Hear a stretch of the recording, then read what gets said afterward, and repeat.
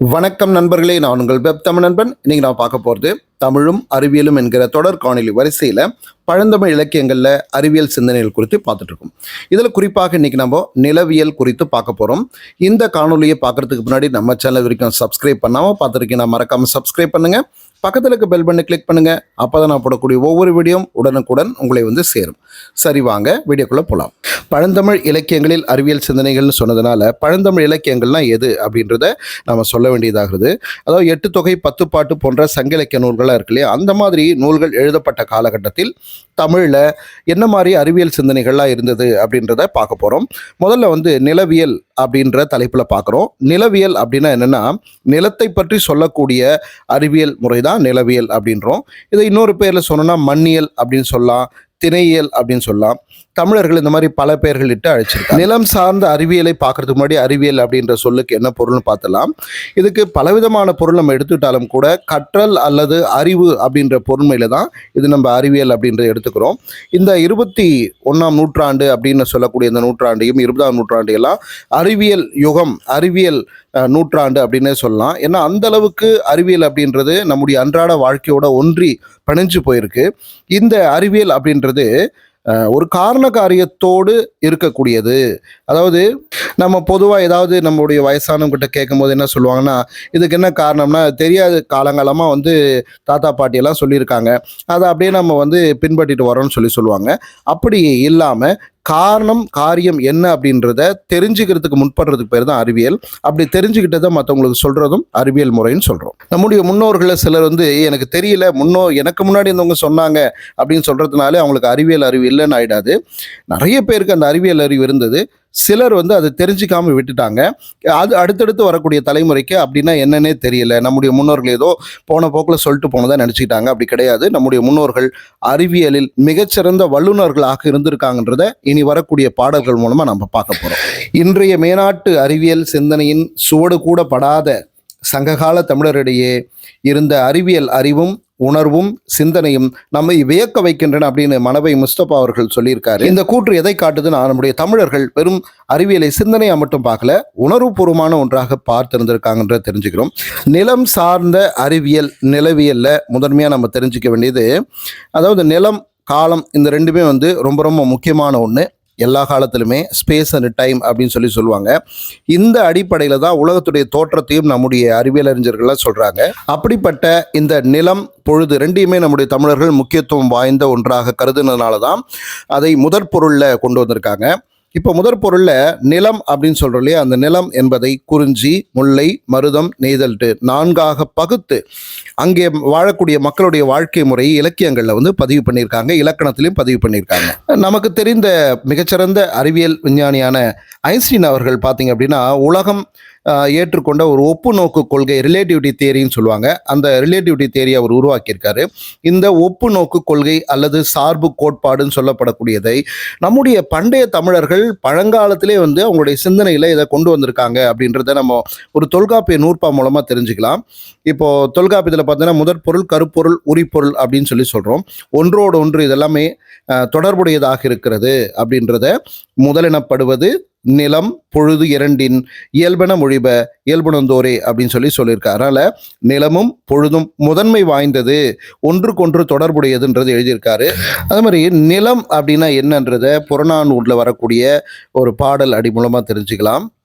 மண்டிறந்த நிலன் அப்படின்னு சொல்கிறாங்க. அதாவது மண் நெருக்கத்தால் உருவானது தான் நிலம்ன்றாங்க. மண் கொஞ்சம் கொஞ்சமாக நெருங்கி அது இறுகி அதன் மூலமாக உருவாதன் பேர் தான் நிலம்னு சொல்கிறாங்க. அதே மாதிரி மண்ணுடைய அமைப்பு இருக்கு இல்லையா, அது எல்லா இடத்துலையும் ஒரே மாதிரி இருக்குமானா இருக்காது. ஒவ்வொரு இடத்துக்கு ஏற்ற மாதிரி இது மாறும். இந்த மாற்றம் தான் மக்களுடைய வாழ்க்கையில் மட்டும் இல்லை, மற்ற உயிரினங்களுடைய வாழ்க்கையிலையும் மாற்றத்தை ஏற்படுத்துகிறது. குறிப்பாக பார்த்தீங்கன்னா, மண்ணுடைய தன்மை மாற மாற பயிரிடும் முறை மாறும், பயிர்களும் மாறும். அதாவது ஒரு மண்ணில் விளையக்கூடிய பயிர் இன்னொரு மண்ணில் வந்து விளையாது, ஒரு மண்ணில் விளையக்கூடிய தாவரம் இன்னொரு மண்ணில் வந்து விளையாது. இதெல்லாம் வந்து தமிழர்கள் கண்டுபிடிச்சிருக்காங்க. இந்த வேறுபாட்டை அடிப்படையாக வச்சுக்கிட்டு தான் மண்ணுடைய அமைப்பை வந்து ஐந்தனையாக பகுத்திருக்காங்க. முதல்ல நம்ம குறிஞ்சி, முல்லை, மருதம், நெய்தல் அப்படின்னு சொன்னோம். அதோட வந்து பாலை நிலத்தையும் வந்து சேர்த்துக்கிறாங்க. அதாவது பாலை என்கிற நிலம் வந்து ஒன்று கிடையாது, தனிப்பட்டு குறிஞ்சியும் முல்லையும் வந்து மாற்றம் அடைகிறது தான் பாலை அப்படின்னு சொல்கிறாங்க. ஆனாலும் 5 விதமான நிலமாகத்த தமிழர்கள் பார்க்குறாங்க. ஒவ்வொரு நிலத்தினுடைய அந்த இயற்கையை வந்து இயற்கை அமைப்பை வச்சுக்கிட்டு பாடல்களை தனித்தனியாக புலவர்கள் பாடியிருக்காங்க. உதாரணம் பார்த்தீங்கன்னா குறிஞ்சிக்கு கபிலர்னு சொல்லுவாங்க. அந்த மாதிரி ஒவ்வொருத்தனையும் ஒவ்வொரு புலவர்கள் வந்து பாடியிருக்காங்க. இப்படிப்பட்ட ஒரு அமைப்பு நம்முடைய தமிழ் செய்யுள்கள் இருக்கின்றத ஒரு பாடல் மூலமாக தெரிஞ்சுக்கலாம். மருதம் ஓரம்போகி, நெய்தல் அம்மூவன், கருதும் குறிஞ்சி கபிலன், கருதிய பாலை ஓதலந்தை, பனிமுல்லை பேயனே, நூலை ஓது ஐங்குறுநூறு அப்படின்றாங்க. அதாவது ஐங்குறுநூறுன்ற அந்த நூலில் பார்த்தீங்கன்னா 5 திணைகளை 5 புலவர்கள் பாடியிருக்காங்கன்றதை பார்க்குறோம். அதே மாதிரி ஒரு நாட்டினுடைய எல்லை எதை வச்சு பிரிக்கிறாங்கன்னு நமக்கு எல்லாமே தெரியும். அந்த மேடு, பள்ளம், மலை, ஆறு, கடல் இதெல்லாம் அடிப்படையாக வச்சு வந்து நில அமைப்பு முறையை ஆய்வு செய்து அதனுடைய நிலத்தினுடைய எல்லைகளை வந்து தீர்மானிக்கிறாங்க. அந்த மாதிரி நம்முடைய புறநானூரில் பழங்காலத்தில் காரிக்கிழார் அப்படின்ற ஒரு புலவர் வந்து நம்முடைய நிலத்தினுடைய எல்லையை குறிப்பிடுறார். எப்படி குறிப்பிடுறார் பாருங்க. வடா அது பனிபடு நெடுவரை வடக்கும், தெனா அது உருக்கெழு குமரியன் தெற்கும், குணா அது கரையொரு தொடுகடற் குணக்கும், குடா அது தொன்று முதிர் பௌவத்தின் குடக்கும் அப்படின்னு சொல்லி பாடியிருக்கார். நிலத்தை பற்றி ஆய்ந்த நம்முடைய தமிழர்கள் நிலநடுக்கம் பற்றிய செய்திகளையும் வந்து இலக்கியங்களை பதிவு பண்ணியிருக்காங்க. குறிப்பாக பார்த்தீங்கன்னா அந்த மண்ணியல் கருத்துக்களை பற்றி சொல்லும்போது உலகு கிளந்தன்ன உருக்கெழு வங்கம் அப்படின்னு அகநானூரில் ஒரு பாடல் அடியை பார்க்குறோம். அதில் வந்து அந்த காலத்து மக்களுக்கு ஏற்பட்ட அந்த நிலநடுக்கத்தை அவங்க வந்து உணர்ந்திருக்காங்கன்றதை பதிவு பண்ணியிருக்காங்க. அது மட்டும் இல்லாமல் அந்த காலத்தில் வந்து கடல் அரிப்பு, மண்ணில் ஏற்பட்ட மாற்றம் இதெல்லாம் கூட இலக்கியங்கள் வந்து பதிவு பண்ணியிருக்காங்க. குறிப்பாக பார்த்தீங்கன்னா புறநானூரில் ஒரு பாடல் பாருங்கள். நீடு வாழிய நெடுந்தகை தாழ்நீர் வெண்டலை புணரி அலைக்குஞ் செந்தில் நெடுவே நிலையிய காமர் வியன்துறை கடுவழி தொடுப்ப ஈண்டிய வடுவாழ் எக்கர் மணலினும் பலவே. இந்த பாடலில் பார்த்தீங்கன்னா அந்த காலத்தில் கடல் அரிப்பு எப்படி ஏற்பட்டது, அதே மாதிரி சூறாவளி எப்படியெல்லாம் இருந்தது, அந்த சூறாவளியினால் எப்படி மணல் திட்டுகள்லாம் வந்து உருவானது, அப்படிப்பட்ட சிந்தனைகள்லாம் வந்து நம்முடைய தமிழர்கள் வந்து பதிவு பண்ணி வச்சுருக்காங்க. இது மட்டும் இல்லாமல் இயற்கையினுடைய அந்த கால நிலைகளை எப்படி வந்து தமிழர்கள் புரிஞ்சுக்கிட்டாங்க அப்படின்றத நம்ம சங்க இலக்கியங்கள் மூலமாக நம்ம புரிஞ்சுக்கலாம். குறிப்பாக பார்த்தீங்கன்னா நெடுநல் வாடையில் குன்று குளிர்பண்ண கூதிர் பாணல் என்கிற பாடல் அடி எடுத்து பார்த்தோம்னா, அதாவது குளிர்காலம், பயங்கரமான குளிர்காலம், அந்த காலகட்டத்தில் வீசக்கூடிய காற்று வாடைக்காற்று, அந்த வாடைக்காற்று எந்த அளவுக்கு குளிரை ஏற்படுத்தும்னா குன்று கூட குளிர்ந்து போய்விடும் அப்படின்ற அளவுக்கு வந்து அது குளிர்ச்சி உடையது அப்படின்ற அந்த காலநிலையை தமிழர்கள் உணர்ந்திருந்தாங்கன்றத ரொம்ப அழகாக நக்கீரர் பதிவு பண்ணியிருப்பார். இது மட்டும் இல்லாமல் சூரியனுடைய வெம்மையால் மலை வெதும்பி வெடித்து மண் துகள்கள் தரும் அப்படின்றத பாலை பாடிய பெருங்கடுங்கோ பாலைக்கல்லியில் பதிவு பண்ணியிருக்காரு. அந்த பாடல் பார்த்தீங்கன்னா ஒல்லிய ஞாயிறு கடு கையினாலே வரை பிளந்து அப்படின்ற, வரைனா மலை, அந்த மலையே வந்து பிளக்கக்கூடிய அளவுக்கு பயங்கரமான வெயில் அடித்தது அப்படின்னு சொல்கிறோம். இன்றைக்கெல்லாம் நம்ம வெயில் தாங்க முடியல, பயங்கரமாக 100 போது, 101, 105, 110 அப்படின்னு போகும்போது இதை தாங்க முடியாத ஒரு வெயிலாக நம்ம பார்க்குறோம். இப்படிப்பட்ட வெயிலெலாம் அந்த காலத்தில் இல்லைன்னு நினச்சிருப்போம். ஆனால் அப்படியெல்லாம் இல்லை, பழங்காலத்திலேயே பயங்கரமான வெயிலாக இருந்திருக்குன்றத பாலைக்கலி பாடல் மூலமாக ரொம்ப அழகாக வந்து பெருங்கடுங்கோ பதிவு பண்ணியிருக்கார். இது மட்டும் இல்லாமல் அந்த காலத்தில் வந்து மிகப்பெரிய மலை அருவிகளை எல்லாம் வந்து பார்த்து அதை வந்து பாடல்களை பதிவு பண்ணியிருக்காங்க. இந்த நிலம் என்கிற நிலவியல் குறித்து பார்க்கும்போது அருவிகளை பற்றி தெரிந்து கொள்ள வேண்டியது அத்தியாவசியமாகுது. அந்த அடிப்படையில் அந்த மலையில் தோன்றக்கூடிய அருவியானது மலையை வந்து தொலைச்சிக்கிட்டு அப்படியே வந்து கொட்டுற மாதிரியான அருவிகள்லாம் அந்த காலத்தில் இருந்திருக்கு. அது மட்டும் இல்லாமல் பார்த்தீங்க அப்படின்னா அந்த அருவி நீர் பாறைகளை துளைத்து கொண்டு போகக்கூடிய அந்த நிலையெல்லாம் வந்து பாடல்களை பாடியிருக்காங்க.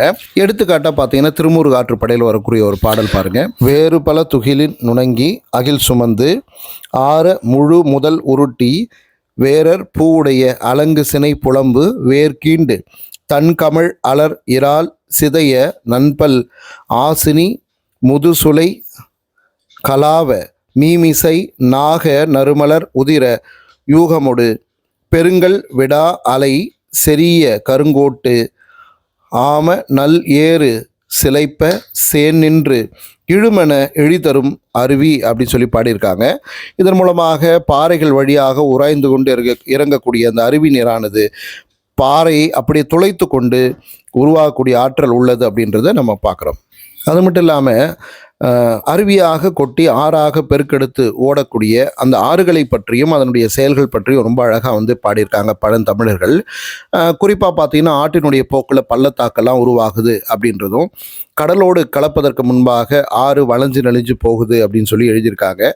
இப்படி ரொம்ப அழகாக அதை எளிமையாக அந்த அறிவியலை விளக்கியிருக்காங்க. அது மட்டும் இல்லாமல் பெண்ணுடைய கூந்தலை போல ஆற்று மணல் அலை அலையாக படிஞ்சிருக்கு அப்படின்றதையும் எழுதியிருக்காங்க. இதை குறிப்பாக பார்த்தீங்கன்னா வையை ஆற்றை பெண்ணோடு ஒப்பிட்டு எழுதியிருக்கிறத நம்ம பார்க்குறோம். இதே போல் பட்டினப்பாலையிலையும் பார்த்தீங்கன்னா ஒரு பாடலில் மிகச்சிறப்பாக அந்த ஆற்றினுடைய வர்ணனையை கொடுத்துருப்பாங்க. பாடல் பாருங்க. வசையில் புகழ் வயங்கு வெண்மீன் திசை திரிந்து தெற்கேகினும் தற்பாடிய தளி உணவின் புட்டோம்பல் புயன்மாறி வான் பொய்ப்பினும் தான் பொய்யா மலை தலைய கடற்காவிரி புனல் பறந்து பொன் கொழிக்கும் விளை வரா வியன் கழனி அப்படின்ற இந்த பாடலில் ரொம்ப அழகாக வானமே பொய்த்தாலும் கூட நீர்வற்றி போகாத ஆறாக காவிரி எவ்வளோ அழகாக காட்சி தருகிறது அப்படின்றத ரொம்ப அழகாக எழுதியிருப்பாங்க. இந்த மாதிரி நீர் சார்ந்த நிறைய பாடல்களை தமிழர்கள் எழுதியிருக்காங்க. மல்லல் பேரியாற்று நீர்வழி படுவும் புனை அப்படின்ற இந்த பாடலடியும் அந்த காலத்திலே மண்ணில் மின்னோட்டம் என்பது இருந்தது அப்படின்றத காட்டக்கூடிய பாடலாக பார்க்குறோம். இது வரைக்கும் நிலம் பற்றிய அறிவியலை பார்த்தோம். நிலம் என்று சொல்லும் போதே அதனோடு சேர்ந்து காலமும் நம்ம பார்க்க வேண்டியதாக இருக்குது. ஏன்னா நிலமும் காலமும் சேர்ந்து தான் அனைத்து உயிருடைய வாழ்க்கையும் மாற்றக்கூடியதாக அமைந்திருக்குது. அந்த வகையில் காலத்தை நம்முடைய தமிழர்கள் எப்படி பார்த்தாங்கன்றத முதற்பொருள் அப்படின்றத நம்ம பார்க்குறோம். நிலமும் பொழுதும் முதற்பொருள் ஏற்கனவே சொன்னோம் இல்லையா, அந்த மாதிரி நிலம் பார்த்துட்டோம். பொழுதுல காரும் மாலையும் உள்ளை குறிஞ்சி கூதிர் யாமம் என்மனார் புலவர் வைகரை விடியல் மருதம், இது மாதிரி ஒவ்வொரு திணைக்கும் ஒவ்வொரு முதற்பொருள் அப்படின்னு சொல்லப்படக்கூடியதில் வரக்கூடிய அந்த பொழுதுல சிறு பொழுது பெருப்பொழுதுன்னு ரெண்டாக பிரித்து அதை ஒவ்வொரு திணைக்கும் தனிப்பட்ட முறையில் கொடுத்துருக்காங்க. இப்போ குறிஞ்சிக்கு தனியான ஒரு பெரும்பொழுது, ஒரு சிறு பொழுது. பெரும்பொழுதுன்னா என்னென்னா ஒரு ஆண்டை 6ஆக பிரிச்சிருக்காங்க. இன்றைக்கி நம்ம ஒரு ஆண்டை ஆங்கில முறைப்படி 12ஆக பிரிச்சிருக்கோம், ஜனவரிலேருந்து டிசம்பர் வரைக்கும். ஆனால் நம்முடைய தமிழர்கள் பண்டைய காலத்தில் பார்த்தீங்க அப்படின்னா ஒரு ஆண்டை 6ஆக பிரிச்சிருக்காங்க. கார்காலம், குதிர்காலம், முன்பனி காலம், பின்பனி காலம், இளவேனில் காலம், முதுவேனில் காலம் பிரிச்சிருக்காங்க. அதே மாதிரி ஒரு நாளை 6ஆக பிரிச்சு விடியல், காலை, நண்பகல், ஏற்பாடு, மாலை, யாமம், இந்த மாதிரி 6 விதமாக நம்முடைய தமிழர்கள் சிறுபொழுதை பிரிச்சிருக்காங்க. இந்த 6 பெரும்பொழுது சிறுபொழுதுகளில் ஒவ்வொரு திணைக்கும் தனித்தனியாக பிரித்து கொடுத்துருக்காங்க. இது எதை காட்டுதுன்னா இந்த இடத்தில் இந்த காலச்சுடல் சிறந்ததாக இருக்கிறது அப்படின்றதையும் எடுத்து சொல்லியிருக்காங்கன்றதை புரிஞ்சிக்க முடியுது. எடுத்துக்காட்டாக பார்த்தோன்னா பாலை நிலம். இந்த பாலை நிலத்துடைய பெரும்பொழுது வேனில் காலம், அதாவது வெயில் காலம், சிறு பொழுது நண்பகல் பொழுது. இந்த மூன்றுமே ஒருங்கிணைந்து இருக்கிறத பார்க்குறோம். அதாவது நண்பகல் பொழுதும் வேனில் காலமும் எங்கே பொருத்தமாக இருக்கும்னா பாலை நிலம் காஞ்சு போன இடத்துக்கு மிக பொருத்தமானதாக இருக்கும். அதனால் இது ஒன்றோடு இணைந்து செயல்படக்கூடியதாக இருக்கிறதுனால இந்த நிலத்தை தனிப்பட்ட ஒரு நிலமாக பார்க்குறாங்க. அதே மாதிரி கார்காலம், மலை, முல்லை, இந்த மூணுமே ஒருங்கிணைந்து செயல்படக்கூடியது. அதாவது முல்லை நிலம்னா காடும் காடு சார்ந்த பகுதியும். அங்கே பார்த்தீங்கன்னா மழைக்காலம் சிறந்ததாக பார்க்கப்படுகிறது. அந்த மழை காலத்தில் மாலை நேரம் மிக சிறந்ததாக பார்க்கப்படுகிறது. அதனால் காரும் மாலையும் முல்லை அப்படின்னு சொல்லிட்டு தொல்காப்பியர் பொருளதிகாரத்தில் எழுதி வச்சிருக்கார். முதற் பொருள் பார்த்துட்டோம். அடுத்ததாக கருப்பொருள் என்பதும் நிலத்தோடு தொடர்புடையது. அதாவது கருப்பொருளாவது இடத்தினும் காலத்தினும் தோன்றும் பொருள் அப்படின்னு சொல்லி நம்முடைய முன்னோர்கள் சொல்கிறாங்க. இந்த கருப்பொருளில் பெருவாரியாக பார்த்தோம்னா நிலத்தில் இருக்கக்கூடிய பொருட்களை பார்க்குறோம்.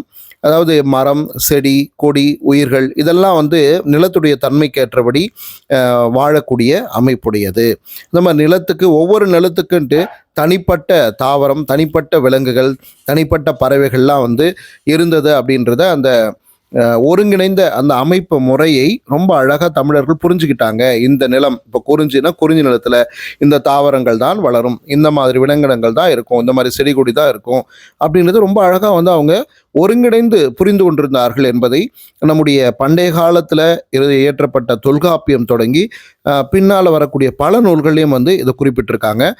அது மட்டும் இல்லாமல் காலத்தை சரியாக புரிந்து கொண்டு அதற்கு ஏற்றபடி வாழ பண்டைய கால மனிதர்கள் பழகியிருந்தாங்க அப்படின்றத ரொம்ப அழகாக வந்து நம்ம நிறைய பாடல் அடிகள் மூலமாக தெரிஞ்சுக்கலாம். அதே மாதிரி பழமொழிகள் மூலமாக தெரிஞ்சுக்கலாம்.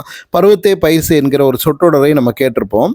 இது எதை குறிக்குதுன்னா, வேளாண்மை செய்கிறவங்க எந்த காலத்தில் எந்த பயிர் போட்டால் நல்லா விளையும் அப்படின்றத சரியாக புரிஞ்சுக்கிட்டு அதுக்கேற்றபடி அந்த பருவத்தில் அந்த பயிரை செய்து பலனடைந்தார்கள் என்பதை நம்ம புரிஞ்சுக்க முடியுது.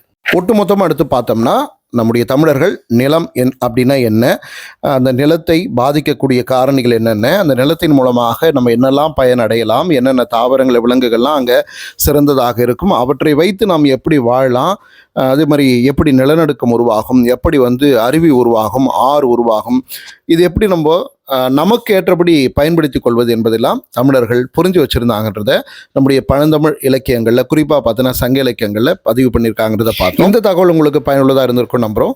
இது போன்ற நிறைய செய்திகளை நாம் தொடர்ந்து வந்து நம்முடைய சேனலில் வந்து போட்டு வரோம். மறக்காமல் வந்து சப்ஸ்கிரைப் பண்ணிட்டு தொடர்ந்து வீடியோ பார்த்துட்டு வாங்க. இன்னும் நிறைய வீடியோக்கள் இது போல் இருக்குது. தொடர்ந்து பார்த்து உங்களுடைய கருத்துக்களை சொல்லுங்கள். நன்றி நண்பர்களே. நான் உங்கள் வெப் தமிழ் நண்பன்.